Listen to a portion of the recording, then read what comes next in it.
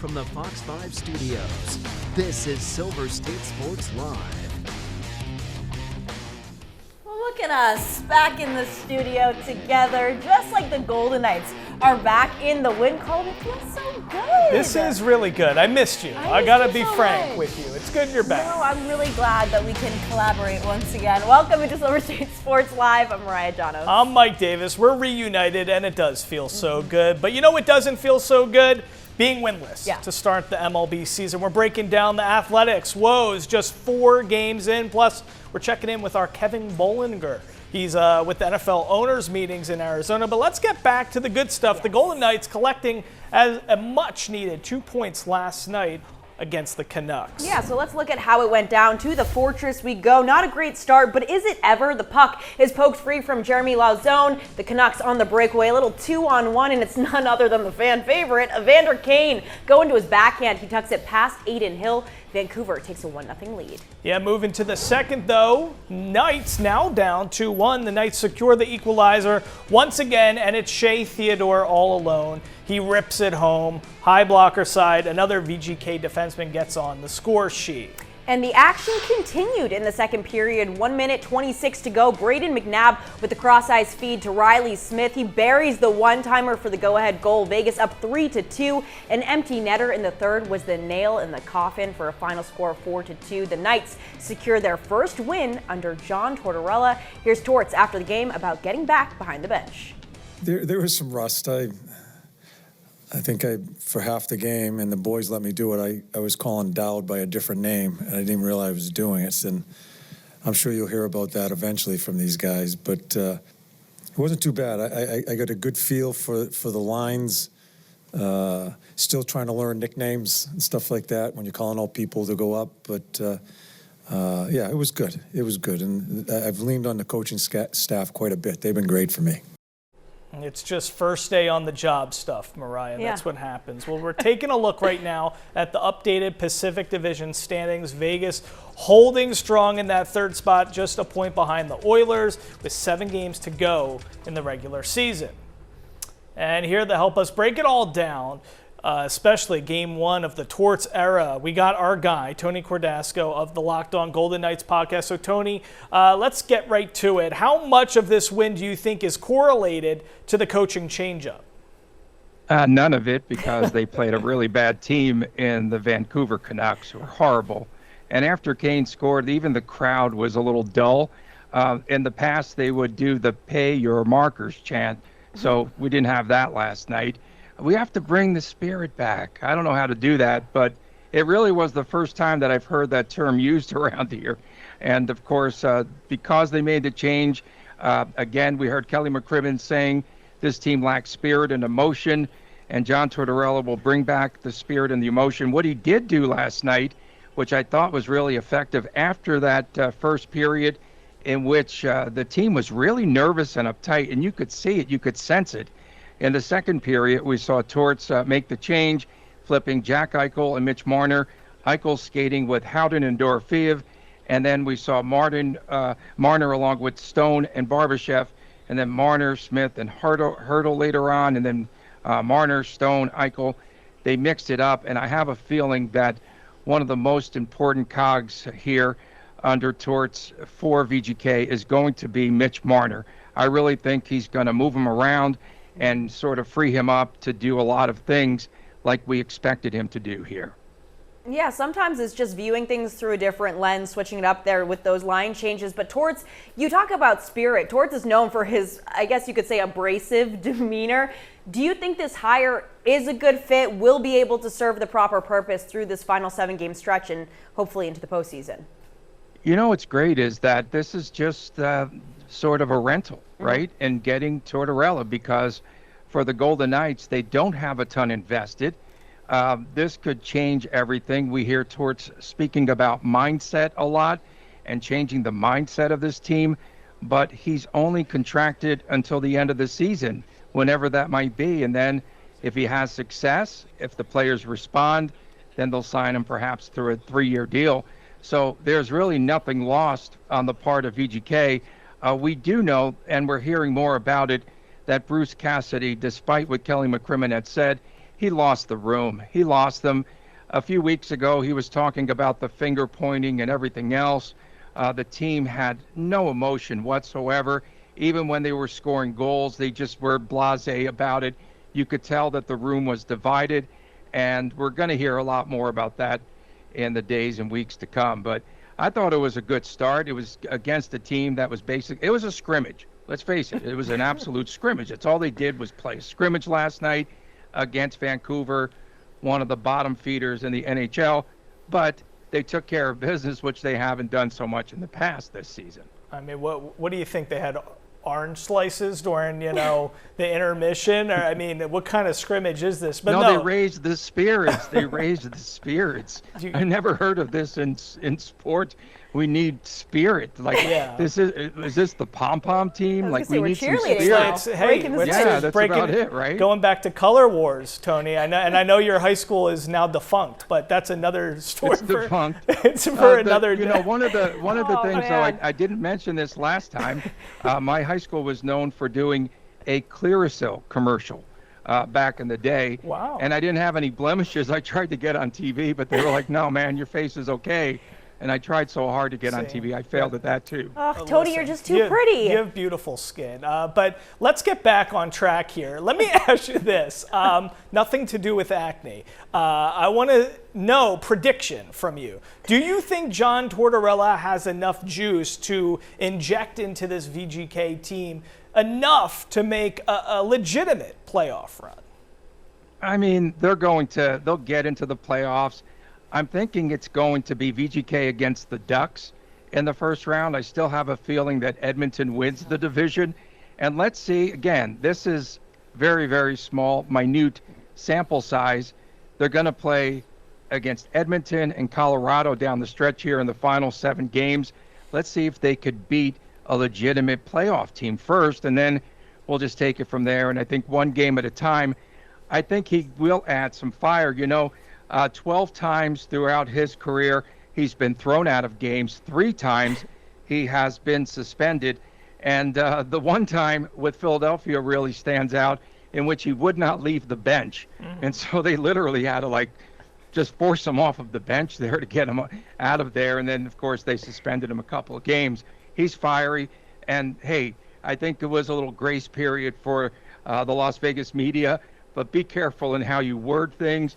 Be careful in your approach, especially after a loss with John Tortorella. Oh, yeah. No one is safe when it comes to torts, especially in media availability. Tony, thank you so much. We appreciate you always. Great to see you guys. And I think Torts was calling him Mike Davis last night. He was calling Nick Dowd Mike Davis. How did he screw it up? I don't know, man. He had Mike on the mind. Thanks, guys. Have a good one. All right, still to come on Silver State Sports Live. The NFL owners' meetings continue in Arizona, and today we heard from Raiders' first-year head coach Clint Kubiak. Our Kevin Bollinger will join us from Phoenix with the latest. This week on the Silver State Sports and Entertainment Network.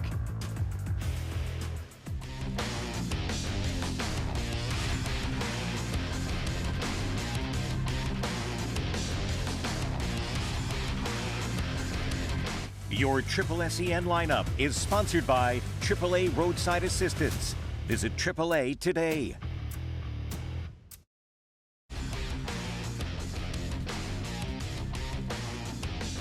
You're watching Silver State Sports Live. Welcome back to Silver State Sports Live. The NFL owners' meetings continue today in Phoenix, Arizona. And while we now know that Super Bowl 63 will take place at Allegiant Stadium right here in Las Vegas, there was more business to attend to today. Yes, and joining us now from Phoenix to talk all about it is our Fox 5 sports director, Kevin Bollinger. Kevin, we heard from Raiders head coach Clint Kubiak today. Now the draft is just 3 weeks away, and Fernando Mendoza's pro day is tomorrow. What did Kubiak say regarding his evaluation of Mendoza? Well, certainly the evaluation is all good. Kubiak talked about the fact that he's a national championship winning quarterback, that he appears to be a leader and has the skill sets that make him a top-tier quarterback. In terms of the pro day, he kind of said something very similar to what we heard from John Spytek on Monday here at the NFL owners meetings, that You know, you put these quarterbacks and these players into these pro day situations, and they're set up to succeed. So there's not going to be anything earth-shattering that comes out of a pro day.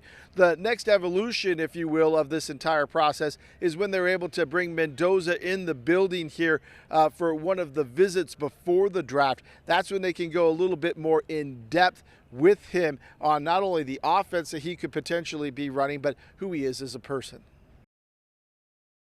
So spoke with GM John Spytek yesterday. Is he tipping his hand at all regarding which direction the team wants to go in with the second-round pick? John Spytek's not going to reveal a whole lot of information. He basically holds his cards very close to the vest. That's something that we have learned in the last year. But what we do know is because the Raiders have had so much success in terms of the free agency and being able to accomplish a lot of the things that they wanted to do, it allows them to make sure that they don't necessarily always have to draft for need in any of the rounds. They can go after the best athlete available, and I think that's the strategy that you're going to see in Pittsburgh come later this month. We love a best approach. All right, thank you, Kevin. So also today at the meetings, there was the first time we were able, it was the first time we were able to hear from Clint Kubiak after the Max Crosby trade fell through. Yeah, here's the first-year head coach on how he's navigating that situation. This is the NFL. Things change in a heartbeat. You know, I get up from this table and, you know, they can trade me. That's just how the NFL works. But right now, like, Max is our guy. He's leading our defense. You guys have been, you know, covering the league long enough. Things don't surprise you. You know, you get experience and you go through battles, and you just, when things like that come up, you're ready for them, because that's part of the job, and that's what makes the job fun. You know, it's one day when it's never the same day. It's always different. But you know, again, going back to Max, we lost him. We got him back. Our team's better. Hell yeah. We love that. All right, the next time we'll hear from Coach Kubiak, we can assume that will be around draft time, which is just 3 weeks away. It'll be in Pittsburgh. All right, from the Raiders to the Runnin' Rebels, vibes were high after Tyron Jones announced his intention to stay with UNLV, but then a gut punch on Sunday. Yeah, we kind of saw it coming, though, as Dre Gibbs-Lawhorn hits the transfer portal. Now UNLV will be without their leading scorer next season. Joining him in the portal, Miles Shea, the injured point guard Rebels fans really never got to see in action. Yeah. So we all know this is a big loss for the Runnin' Rebels, but just how crushing is this, and how will they replace him, Mariah?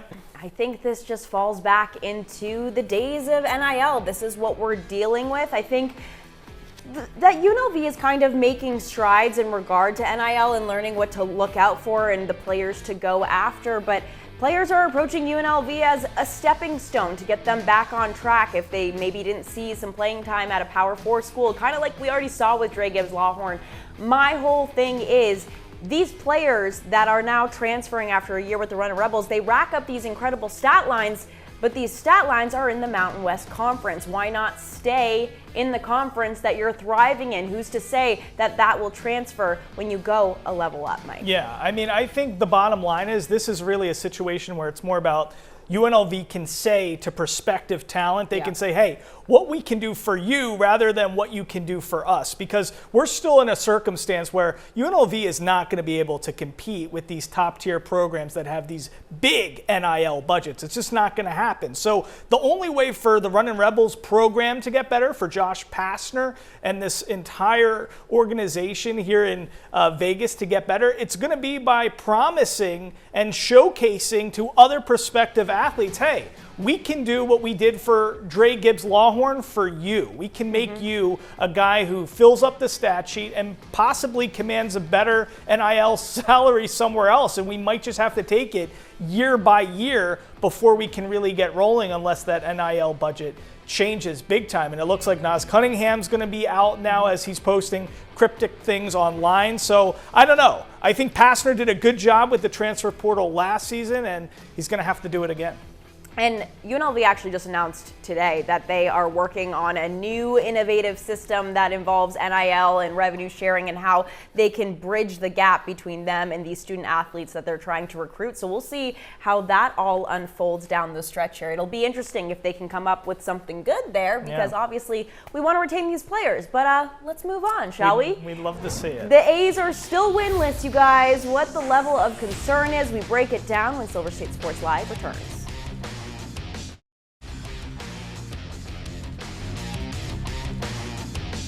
You're watching Silver State Sports Live. Well, there's only one team left in the MLB without a win. Bad news, it's the Athletics. Sitting at 0-4, the A's got swept in their opening series in Toronto against the Blue Jays, and then a quick trip to Atlanta as the guys in green and gold lost the series opener 4-0. And then on top of it, the A's set a record, not in a good way though, 50 strikeouts over the team's first 3 games. That is the most in MLB history, and history is not on the A's side right now, as no A's team has ever made the playoffs after starting 0-4. But manager Mark Kotze says he isn't panicking just yet.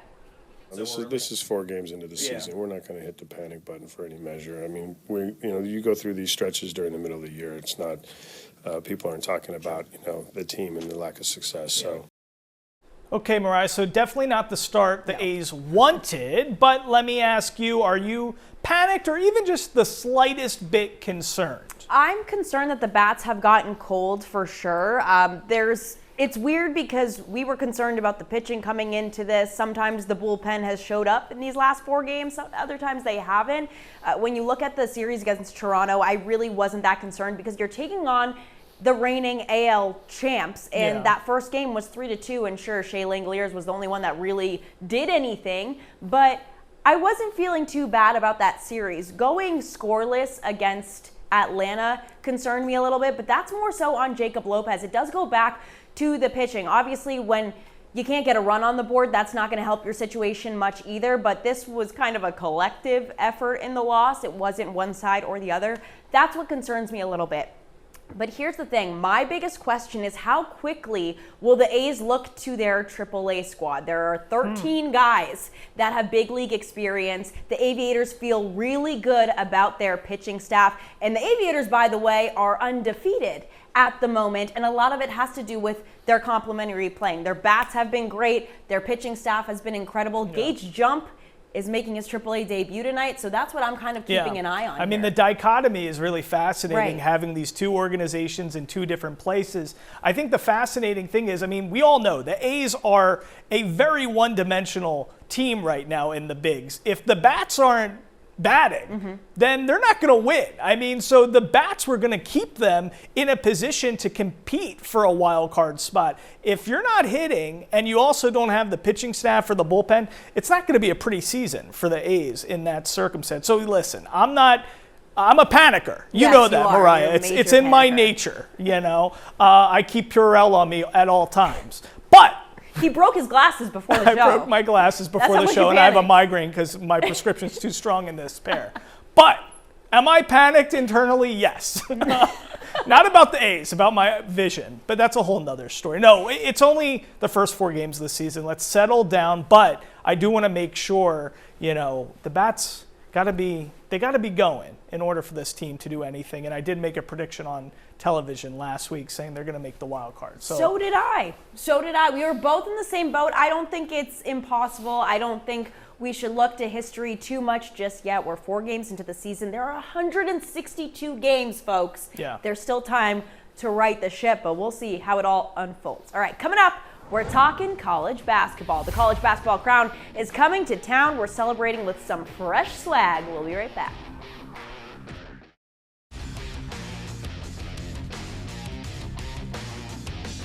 You're watching Silver State Sports Live. All right, whoever said Vegas is dying hasn't looked at her schedule, because Las Vegas, that girl is officially booked and busy through 2029 at this point. Let's look at what this city has on tap. It starts in 2027 with the College Football National Championship. In 28, we've got the Athletics moving to the new ballpark on the Strip, the Final Four and National Championship in men's college hoops. Likely an NBA team. We're crossing our fingers on that one. And then the Super Bowl is officially making its return to Allegiant Stadium in February of 2029. Wow. So yeah, let's rewrite that narrative, please. I'm loving it for Las Vegas, and I like how you called Las Vegas a girl. It is. She's beautiful and she's thriving. 100%. Okay? Yeah. But guys, there's a lot going on before 2028. Yeah, it actually starts tomorrow with the College Basketball Crown taking over MGM Grand Garden and T-Mobile Arena for the second year. Yeah, 8 teams, a prize pool of $500,000, all going towards NIL. It begins tomorrow with the quarterfinal round at MGM Grand Garden Arena. And then we got Wednesday, Thursday action, plus the semis and a championship at T-Mobile Arena on Saturday and Sunday. Yep, and the kind folks who are putting this entire incredible event together have sent us some goodies so we can enjoy the game in style. This is, I'm just going to be real with you, Mariah. This is the coolest thing ever. This is, I mean, sometimes we get swag and we got to kind of be phony and say, oh, it's so cool. No, this is cool swag. Mm-hmm. I mean, this is legit. And look at this. I didn't even understand over here. Mike's never seen a dry erase marker before. This is a dry, I mean, let's go back to maybe Tony's school could get this, you know. It can reopen with this pen. It could reopen because they were defunct before. But listen, we do have producer James's alma mater playing, right? Yeah. I'm putting them in the final. Put them in the final I'm just doing it because, you know. Yep. I got that lefty hand. I'm a lefty too. I got physician handwriting without the intellect. Oh, there good. you go. Boom. See, I did that for you, James. So West Virginia's going to win the whole thing, I guess, is where we're at. But I will say I slept in both the T-shirt and sweatshirt last night. I doubled up, and they were so comfortable. This is the best swag ever. That hat is going to be my new go-to this summer. So thank you, Fox. Thank you, College Crown. We cannot wait to see these games. They're going to be unbelievable. And definitely, if you're there, College Basketball Crown, get this swag. Get the gear, because it's high level. I mean, it feels wonderful. Yes, and we're going to be covering it all week long right here on Silver State Sports Live. We will see you tomorrow.